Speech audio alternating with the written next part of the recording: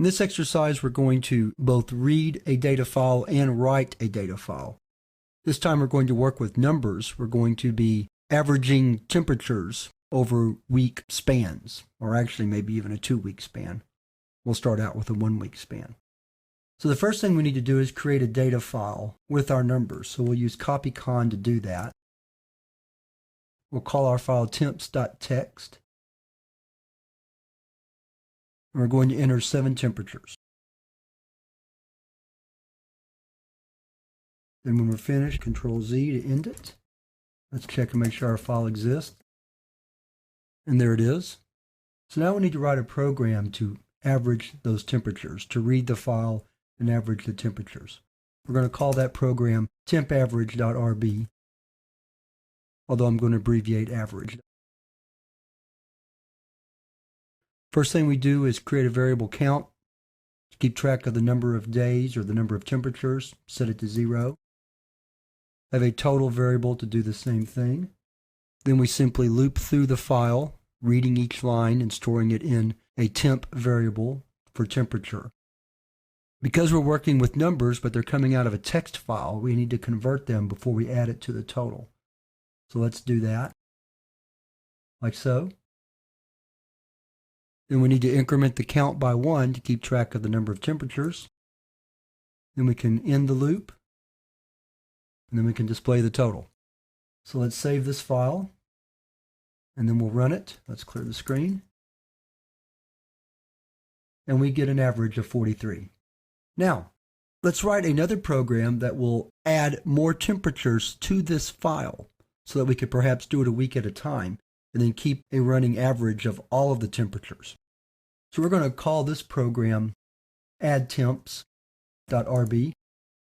First thing we're going to do is create a file handle object. So we open our file, temps.txt. We want to be able to append to the file. So we use A+ as the mode, whereas before we used either R or W, or even RW. For this particular program, we're going to use A+ for appending.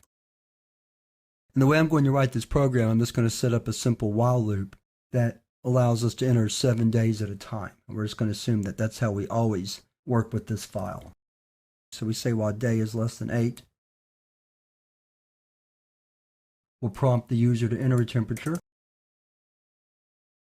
We'll get the temperature and go ahead and convert it to integer, although really there's not much reason to do that. So let's just take that out. Again, because we're storing it in a file that's going to be text anyway. Then we write it to the file, increment our day by 1, end the loop, and then close the file. So let's exit and save. And let's run our program.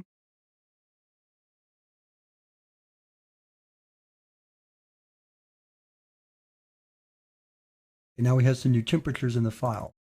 Let's look at our file. There's our new temperatures. Now let's run the average.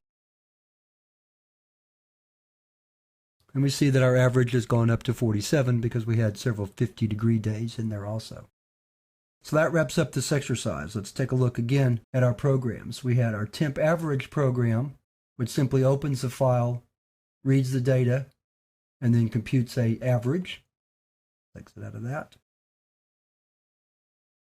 And then we have our addTemps program that opens our temps.txt file for appending, loops 7 times, allowing the user to add 7 temperatures to the file, and then closes the file.